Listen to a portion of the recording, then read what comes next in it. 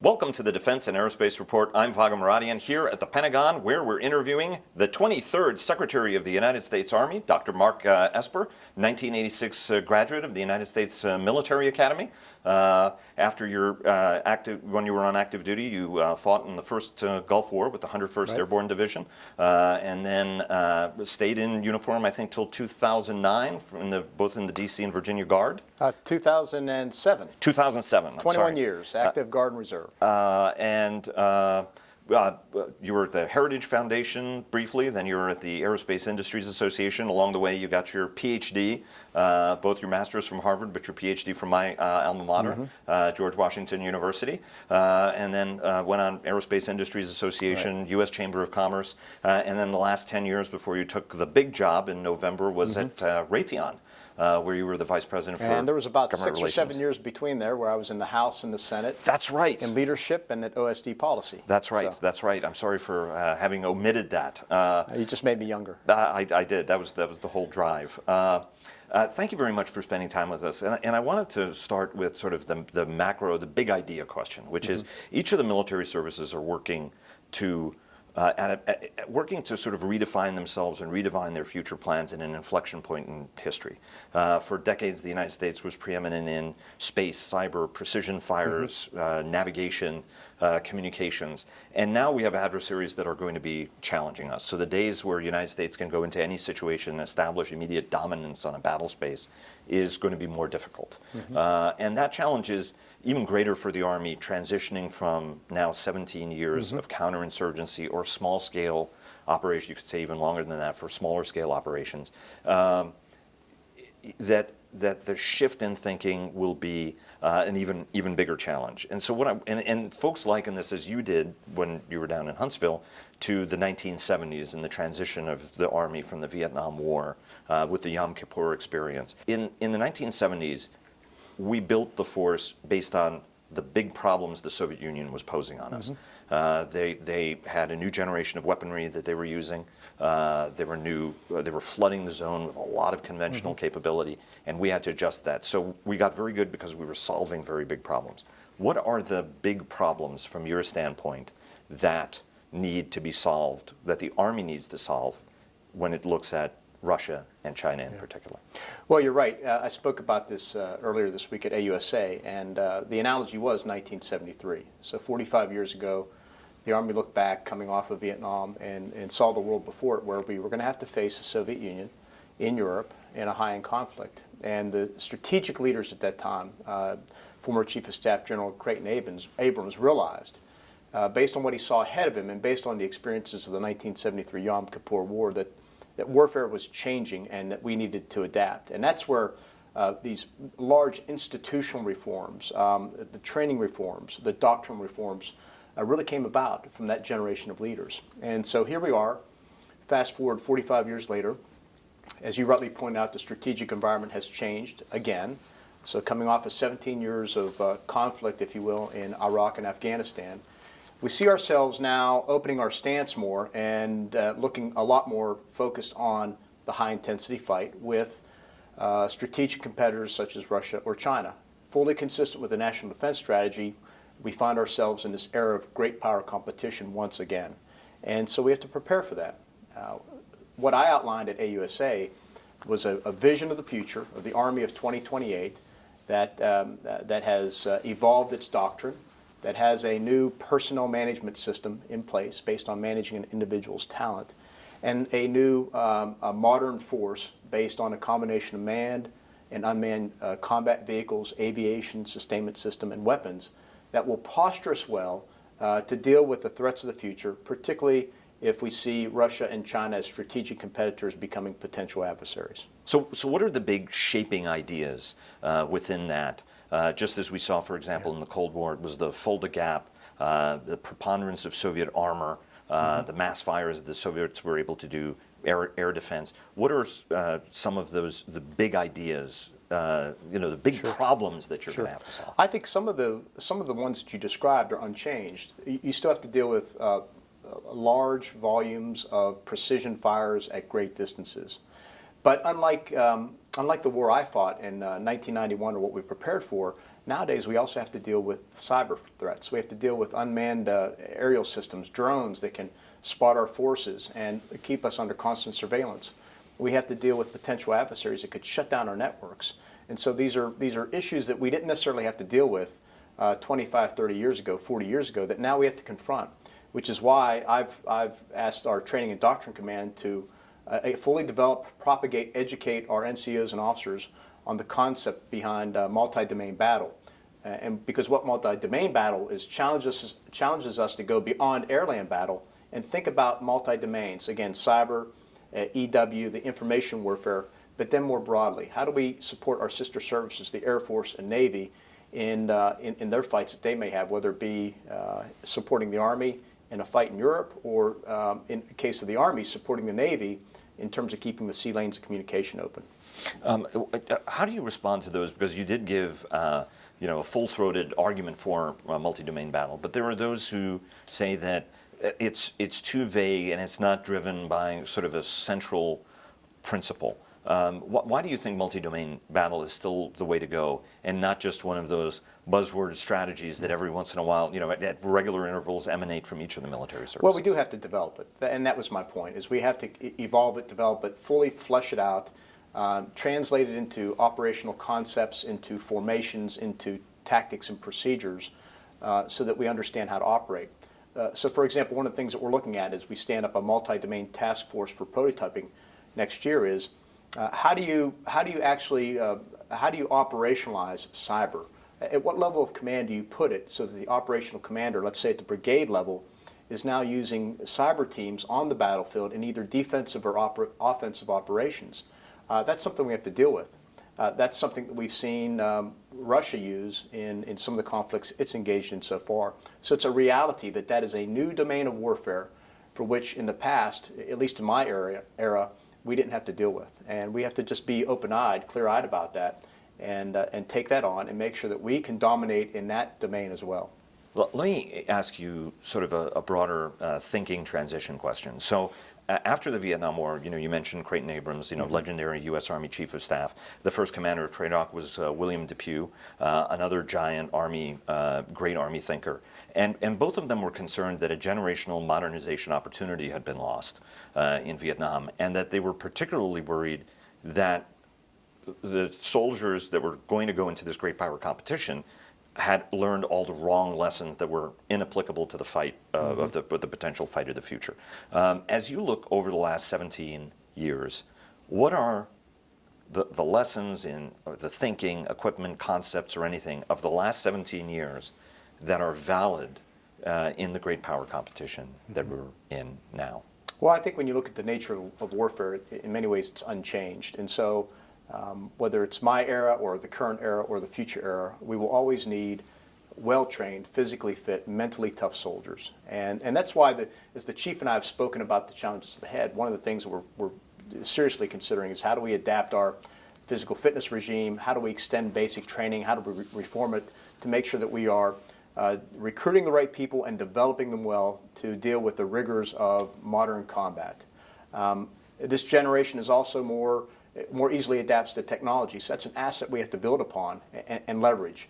And then we have to train our leaders, both NCOs and officers, to make sure that they can deal with all aspects of this very different battlefield that we expect to face in 2028 and beyond. When you talk to that 2028 and beyond, it's going to be a very, very different place than anybody has experienced probably since when you were a cadet at West Point, where we operated regularly with emissions control. We knew that the adversary was very, very good, would nail us if we emitted. The last decades have been permissive communications, abundant communications. Very few people, if anybody, was interfering with that. We had precision fires, we had space, we had cyber dominance, right, as we talked about. And one of the other challenges is that each time America goes into a war, sadly, it goes into that next war with supremely confident leaders who may have still learned the wrong lessons when they go into that. What is the Army doing to get its head screwed on the way it needs to be screwed on for the kind of challenges that are to come, whether it's thinking, culture, I know that this is a hot topic among officers in each of the services as they get around. You know, the Navy guys are talking about, you know, it's been 70 years, it's been since World War II that we haven't had sort of a high-intensity naval conflict. Talk to us a little bit about whether at the small level or at the big level, how you guys are working to make sure that it's the right lessons, you know, and as a West Pointer and a former Army officer and now the Army Secretary, you know, are there historical guiding ideas out there to help you in this transition to get it right? Sure. Well, I'll pull the thread that you began with, and that's thinking about the network, for example, because that is a challenging area, and that's one where we are continuing to develop the technology and both hardware and software that we need to fight that future fight. One of the ways we do that is trying to anticipate that future where it will be that we could well face a very electronically austere environment. So as I articulated this week, I said to commanders, and I've said this in small group discussions, you need to learn and you need to train to fight in an environment with no communications, no data. And I was pleased to see that in my first trip to the National Training Center in November. I went out there, and they were actually operating in that type of environment. The OPFOR was presenting them with a situation, with a scenario where the communications were completely shut down, and the unit, the first Cavalry, was adapting very well to it. And that's the type of approach we need to take in our training, where we train in that type of mode. On the other hand, we also need to make sure the systems that we do have are as hardened and resilient as possible in and of themselves, and then we need to build resilient systems on top of that to make sure that we can survive as long as we can in this type of high-intensity conflict. So I think you have to look at it from a range of things. It's from the tactics, techniques, and procedures all the way up to the hardware you build, the software you use, and any other opportunities you have to, again, deal with that type of environment. In the early 1970s, as the Army re-geared itself for the future battle against this potential against the Soviet Union, that's where the Big Five programs were born. And those are still core to the Army's capabilities. M1 tank, Bradley fighting vehicle, the Apache helicopter, the Black Hawk, and the MLRS system. As you look to the future, have you shaped out what are the new Big Five systems that the nation's going to need? You know, whether it's, you know, are there going to be cyber platforms? Are they precision fire platforms?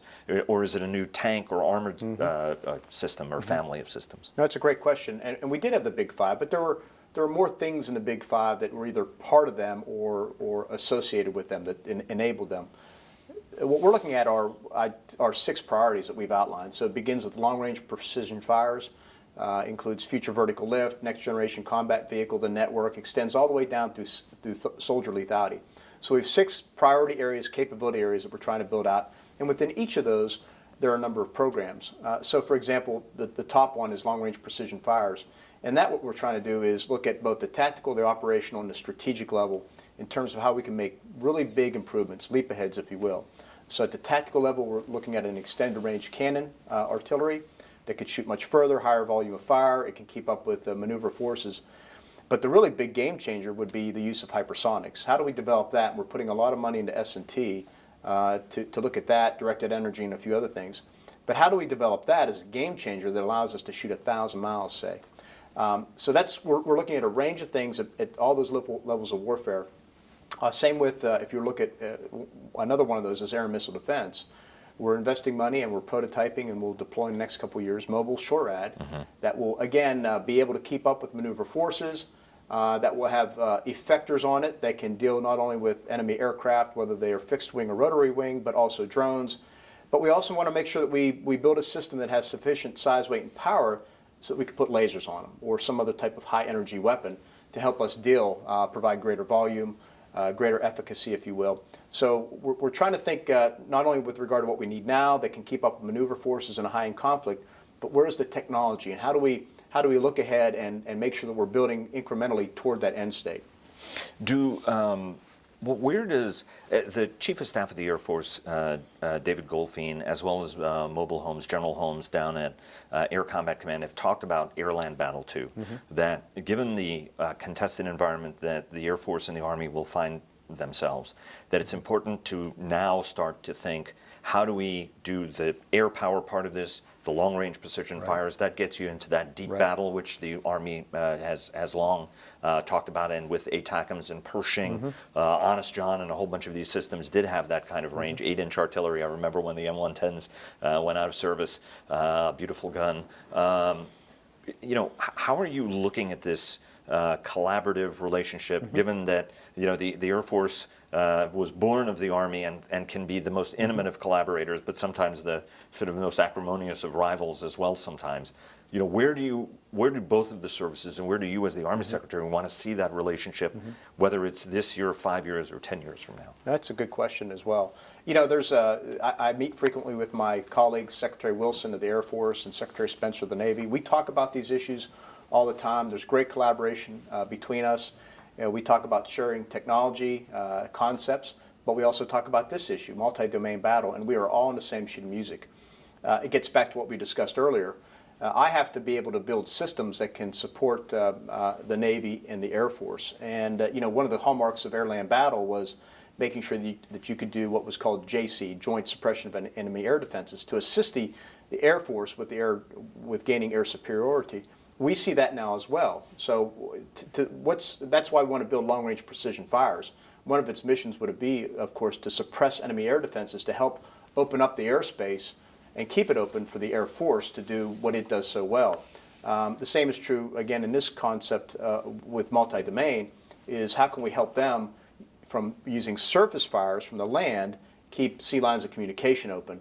If you have long-range precision fires, you could do that in a way that you couldn't do before. So that's how we're trying to think, and as we share ideas about technologies, it enables our respective missions to really think outside the traditional box and think more and more about multi-domain battle.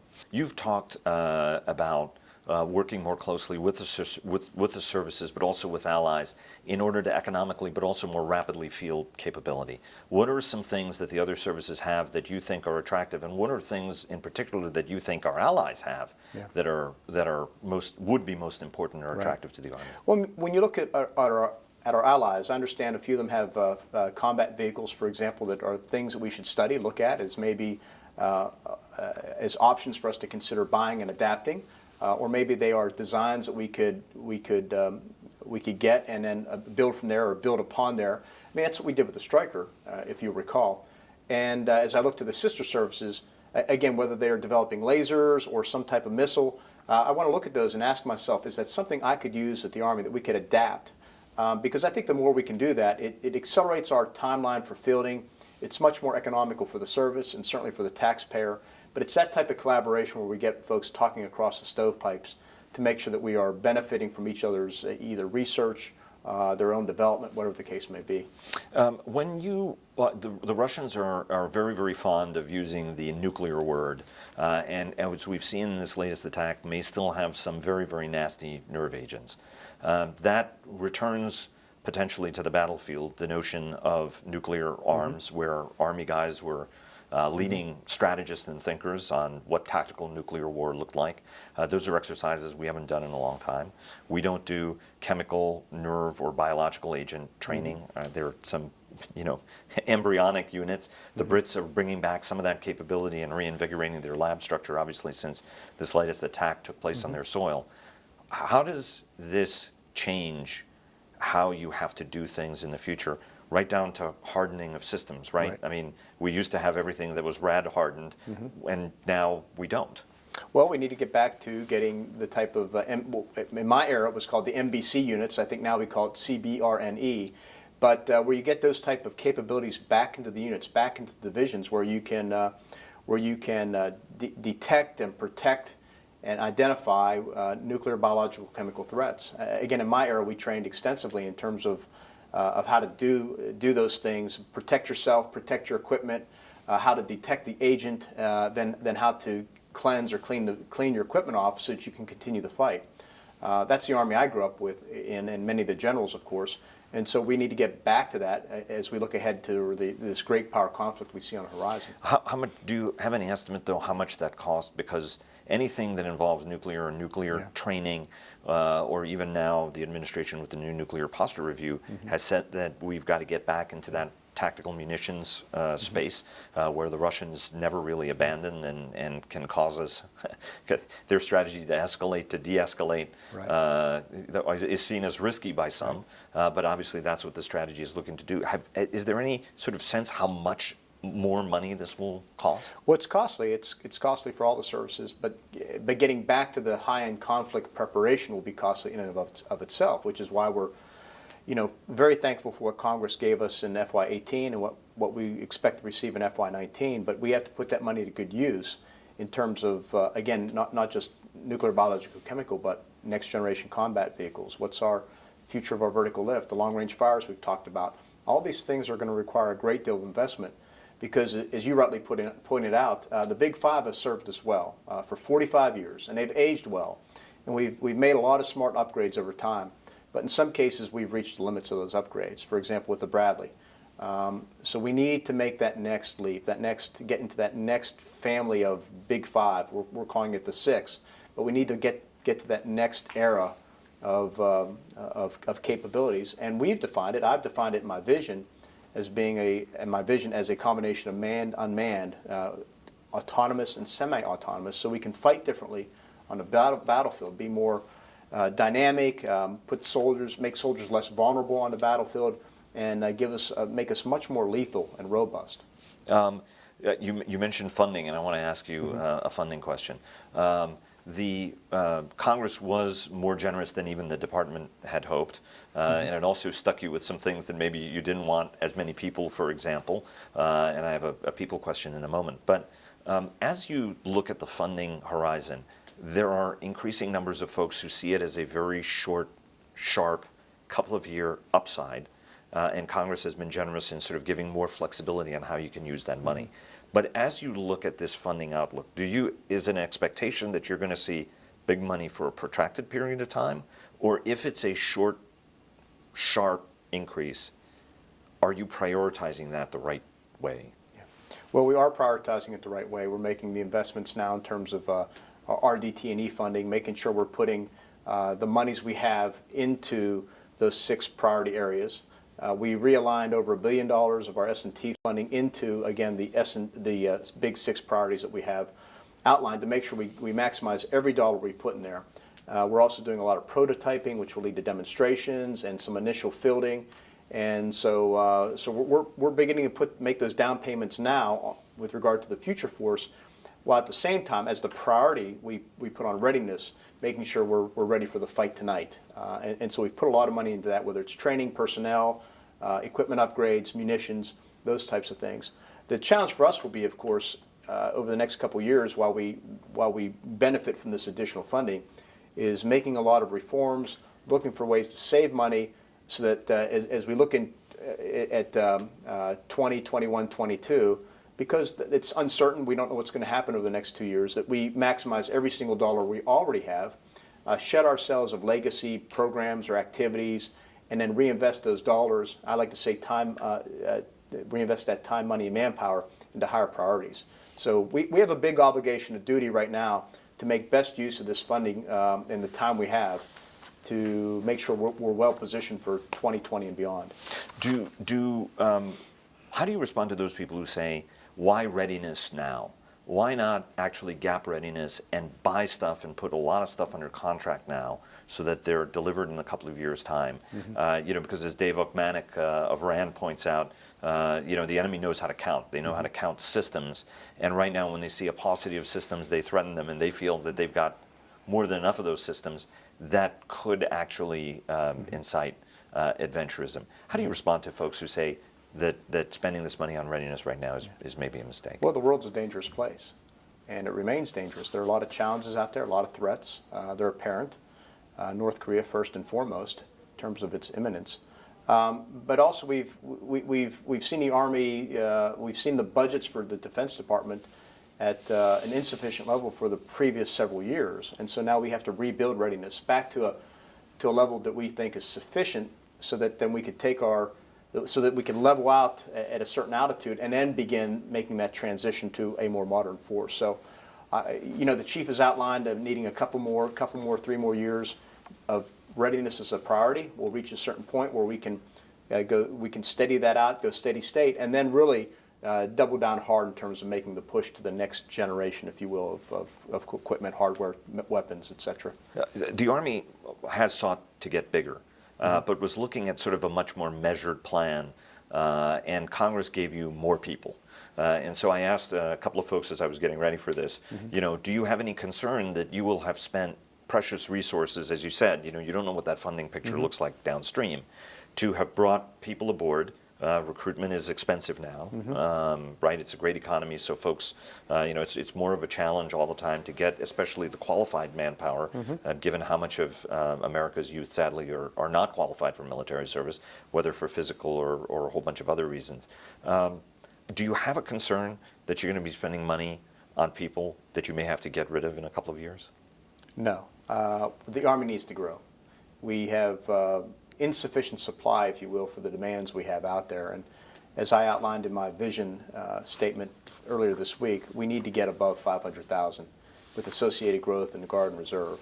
So we need to grow those end strength numbers, but we need to do it at a pace at which we can absorb it and maintain high quality. We're not going to lower our standards, but we need to get bigger. We need to flesh out the formations we have, and then as I've discussed, we need to make our formations more robust. That means adding back in nuclear, biological, chemical units, engineers, artillery, those types of things that could make the brigade combat teams or the divisions much more robust for this high-end fight we see in the future. So that's going to require manpower. And cyber and EW personnel. Oh, yeah, you mentioned, that's right, cyber, EW, all these other domains, if you will, that place demands on the force and require end strength increases. Moving away from the modularity concept, which was something that worked well when you had Iraq and Afghanistan rotations, but there are those who say that might work less well. Do you need to actually fundamentally change the organizational structure of the force to accommodate cyber troops, CW troops, and space, a whole bunch of other skill sets that you may not now have? Yeah, we need to look at all that. I think that all that should be on the table, which is why I've asked Training and Doctrine Command to evolve the doctrine, because as you evolve the doctrine and begin to propagate it, it'll give you greater clarity in terms of what you need with regard to the size of your formations, the organization of your formations, and what's the best way to fight the fight, if you will. I've also talked to the force commander about this, and he has ideas about how to make formations more robust. So I think all that has to be on the table, and that's why the vision I put out there is by 2028 to know what that is and to begin setting our force with regard to what doctrine and what the threat tells us we need to look like when it comes to our formations. Even down to the modularity concept. I think across the board. Let me ask you about Futures Command, which is the big new hot thing. I had an opportunity to talk to General Hicks about it last year, and it was a very, very interesting conversation. As you mentioned, the cross-functional teams have been working for a while in terms of defining what those big six things are. But as you look to putting Futures Command together, there is still an enormous number of questions. As any large organization, there are centers of gravity that are built. So I remember throughout Afghanistan and Iraq, the feuds that would happen between ASALT and the Rapid Equipping Office and other parts of the service, as there was this push-pull dynamic of, well, this is stuff we need for the future, but then it's like, look, our guys are dying right now, and we need to field capability right now. And even if it was maybe the wrong capability, right? Folks point to MRAP, but I think Secretary Gates would tell you, well, MRAP was a lot better than what we had. It wasn't the right thing, and so we made MATV, which was a lighter and smaller vehicle that gave, that troops needed.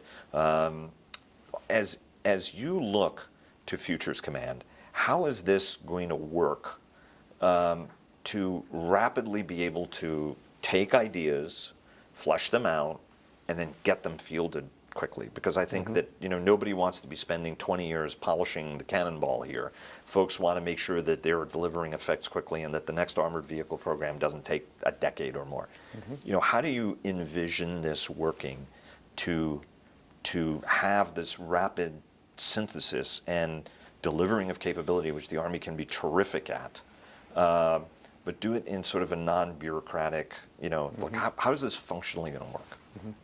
Well, you know, it's fairly well known that over the past decade or two or three, the Army's produced a number of good things in its acquisition system, but we've had a number of notable failures that have cost us time, billions of dollars, and equipment not being fielded to the soldiers. And the reasons behind that have been cataloged in any number of reports, any number of expert witnesses' testimony. And so what we've done, what the folks here in the Pentagon and the Army staff have done is looked at all that, and over the past couple of years have kind of pulled together the best ideas and the reasons behind that. And what we know is the requirements process is very inefficient. It's what drives a lot of the schedule growth, a lot of the cost growth. We also know that all the players in the acquisition, what I call the big A acquisition system, are spread across the Army in different commands or separately as their own unit. And the promise of Futures Command is based on those core warfighting principles of unity of command and unity of effort. And that is, let's get a single commander in charge. Let's organize Futures Command so that every part of the acquisition system, from future concept to the requirements process, all the way through testing and contracting and acquisition up to sustainment, is under a single commander who can then manage that effectively, that we can hold accountable, that he or she is responsible for the budget associated with that, with the performance, with the schedule, and we could skip the bureaucracy and all the other problems that in the past have resulted in prolonged programs, cost growth, poor performance, etc. That's the promise. We've seen a lot of good results already with the cross-functional teams. They're really focused on the requirements piece, and just by bringing all the right players to the table at one time, you get agreement early on what that should look like, all the way through what the testing should be, and we see them already prototyping or actually fielding in some cases the equipment that otherwise would have taken a year, 2 years, 3 years, 4 years. So we're encouraged by the progress we see with the CFTs, but what the Army Futures Command will do is bring all that together for once in a single command. The other point is, and you mentioned it in the context of MRAPs or something, what we've seen over 17 years, and what outside experts have seen, is that the demands of the present have consumed the future. In other words, in some ways, they would argue the future was neglected. And what we aim to do is keep the future rightly focused in an organization like TRADOC and FORSCOM, but then give to Futures Command the duty, the responsibility for thinking about the future and nothing else. Don't get consumed by the present, because otherwise the future comes up on you before you know it, and you're stuck with what you have. And so that'll be a key feature, a key commitment, requirement of Futures Command, is to keep looking out into the 2030s, the 2040s, the 2050s in terms of what that threat environment will look like. What's the operational environment? How do we respond to it in a materiel sense? And how do we lean forward with regard to our concepts and our S&T dollars? So that's the charge there, and that's what we hope to get out of it. I'm convinced that we won't be able to modernize unless we reform our acquisition system. And so that's what we, the Army senior leaders, are committed to doing. Were the failure of these programs in some ways a blessing in disguise, in some sense, that you didn't end up with a lot of these systems, and now that you're getting into this competition, you can build what it is with greater clarity, what you need? I think we all recognize that the system is just so inefficient, and so many dollars were lost. And again, soldiers not having the equipment they need, whether it's an updated combat fighting vehicle that can deal with the rigors of future combat. That either way, that we knew we had to get to a new system, a better system. There's just a lot of frustration out there, turmoil in the system. I think anybody that's part of it recognizes its inefficiencies. Does there need to be a greater premium on? We've built a military that oftentimes has boutique amounts of, although this is less of a problem, I think, for the Army, that has industrial scale to it. But the reason we built 8,000 M1 tanks is the sad expectation that we would lose a lot of them, God forbid, if they were ever used. And some of the programs are now scaled in the hundreds and not sort of the thousands or in large scale. As you look to the future, does there have to be a greater recognition that our loss rates will be and could be significantly higher, and a greater focus on maintainability, supportability, all of those things that we assumed could be easily contractorized or, well, we'll send it back to depot and stuff like that. Does all of this stuff and rapid turnaround times, how will all of these factors shape future systems from your standpoint? Well, I never want to go into a fair fight. I want all the odds in my favor and in the Army's favor, which is why we are trying to build overmatch in those 6 capability areas. Those are going to be the key to success on the battlefield. So I think as we are building greater lethality into systems, we also want to build greater survivability. So for example, with the Stryker, we're double V-hauling many of them. With the Abrams, we're not only improving fire control, but we're also looking to build active protective systems. So we want to make these vehicles, our aircraft, again, not only more lethal, but more survivable on the modern battlefield. You mentioned sustainment. We have to get, we're factoring sustainment now into our contracts so that we understand the affordability, but there's also, I think, the tactical sustainment piece of that as well, which is why I talk a good deal to General Perna at AMC. He's experimenting with additive manufacturing. So how do we do 3D printing? And how close can we move to the battlefield so if we need to replace a part or a system, we could do it quickly and then get that piece of equipment back out into the field so that the soldiers can use it.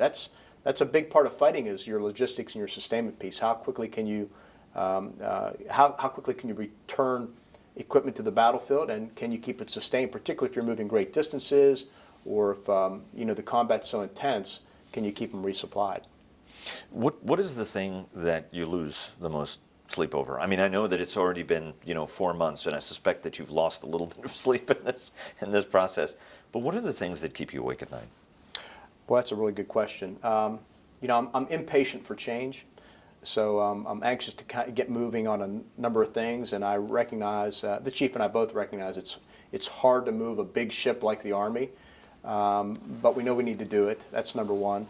And yeah, that's probably the principal thing. Of course, it always bothers me when I learn about the loss of soldiers' lives, whether it's mostly to training these days or accidents. I sign a lot of condolence letters, and that's always very troubling. There was a great briefing by Dave Akmanek yesterday on the Hill about force sizing. That we've generally operated on a 2 MRC almost metric, whereas if you look at the National Defense Strategy, it's really talking about sort of one major operation we would be engaged in, and then we would stall somebody else from doing something, an opportunistic actor taking advantage of that. But then when it came to counterinsurgency or counterterror, that a lot of that would be advise, train, assist, equip that U.S. forces should do. From your standpoint, how much, because the Army has invested, in the Marine Corps you could argue as well, so much in learning these hard lessons, how much of it should be retained, and what's the Army's role in that? Is it the advise, train, and assist so that it can take the bulk of the force and focus it on really big things? And the follow-on to that is really big things with its allies. So and I'll bring that up in a second, but what's your sense on that? Well, unlike the post-Vietnam era, we cannot afford to lose the hard-won competencies that we've learned in Iraq and Afghanistan. We have to maintain those capabilities. I spoke about it again this week in my vision, that we have to maintain those skills because regrettably, the threats we face from violent extremist organizations are not going away. And so as we focus more on the high-end fight, we will have to maintain a competency and a commitment to the irregular warfare. What the SFABs promise, the 6 that we plan on standing up, is to provide an expertise both in skills and equipment and experience, so that we don't necessarily burden an infantry brigade combat team that we send abroad, we end up breaking up, that ends up losing its readiness for the high-end fight to do that mission. We can now substitute that with a security force and assistance brigade that promises to deliver more capability because of how it's trained, organized, and equipped. So that's the promise we have there, and that's the commitment we want to make to preserve readiness. And of course, it gives us greater flexibility if we have to quickly grow the force. So that's the reason between that. We now again have to be able to do the full spectrum of conflict, and we have to train for it. And that's the challenge, I think, that is unlike when I grew up in the service, we really focused mostly on the high-end fight. Do you have confidence that our allies, if you look at the military capabilities of all of our allies, they are spending more money. That was a 2014 commitment that folks did after Crimea. And they have 10 years to get to those funding goals. But there is still only a handful of countries that achieve that. If you look at Germany, Germans realize they cut way too far back. And you can see the readiness problems across their Navy, across their land forces. As the Secretary of the United States Army, do you have confidence that our allies, in the event of a scrape, will have the capabilities to be able to adequately supplement us, given that we will be in the vanguard of anything that happens? Do you feel comfortable that our allies have the capability to come through and support us? You know, the Secretary of Defense has spoken so eloquently on this in the past multiple times, and he's spot on when he says, you know, nations that thrive are those that have allies, and we certainly have many, whether it's in Europe or the Asia-Pacific region. And I think it's our challenge, it's my challenge as an Army Secretary to continue to build and strengthen those alliances and then seek to build broader partnerships as well. And when I travel abroad, and I've been in 4 months on a job, I've been everywhere from Korea to Afghanistan to Europe and elsewhere, I try and build those relationships and talk to our allies and partners about how to strengthen their capabilities. So for example, when I was in Germany, I was really encouraged by what I saw happening at the Joint Maneuver Readiness Center in Hohenfels, where a Polish brigade was engaging an OPFOR, and organized beneath that Polish brigade was an American infantry unit, I think an Italian artillery unit, a UK recce unit, and NATO allies working together unlike I've ever seen before. Certainly when I was in the service and I was stationed in Europe and I trained, I went through the what was then called the Combat Maneuver Training Center. We weren't doing that type of training. So it's very encouraging to see that, and I encouraged that as well. Not a couple of days after that, I was up in Poland, and we talked about, you know, what can the Poles do to expand their training facilities so we could do a lot more bilateral training together. So, you know, it's having an alliance like NATO, the greatest in history, is critical. It's important to not only reassuring one another, but deterring the Russians and others. And I think we've got to continue to build upon that. And it means continuing to make investments in equipment and personnel and training. And I'm seeing a lot of good happening right now in Europe. You talked about our allies, and I just have to ask you just sort of a financial question, whether or not you're accommodating it. Everybody is looking at the entire tariff situation and worrying what sort of impact it will have on weapons costs. I do a weekly podcast. Folks have been concerned about this for some time. Have you guys worked any calculation? You know, we talked last week to the chairman of the Sea Power Committee, Rob Whitman, and he said, look, you know, if things do get more expensive, we're willing to bear that price, but let's see where it goes. Has there been any planning or anything you've done, given that the Army is a massive consumer of steel and aluminum, you know, building any of this in your plans, or is this something that you're going to worry about, you know, when you get to it at some point? Yeah, nothing's come up on my radar screen from my staff or others on this issue. Nobody's raised a flag. And I meet frequently with CEOs, and nobody said anything on that regard. So at this point, if there's an impact, nobody's raised it to me. Let me ask you about the important question, which is Army football. You went to West Point. Right. West Point appeared to have a drought there for a little while. I think while you were there, there was, in 1984, I think Army won, if memory serves correctly, so you did savor a victory. 86, but you were gone, was another win, I think, for Army. It's been 2 years that Army's had it. How confident are you that Army's going to do it again? Oh, I'm completely confident, 100%. We will win once again in 2018. So I know I will be singing second once again. Your predecessor was equally and adamantly confident that that was going to happen. Well, like the Chief of Staff likes to say, I came in November, and the first game I was able to attend was in December, and it was a win. So I hope to continue the streak. Outstanding. Sir, thanks very, very much. We really appreciate all the time you spent with us and look forward to having more conversations. Great. Thank you, Vago.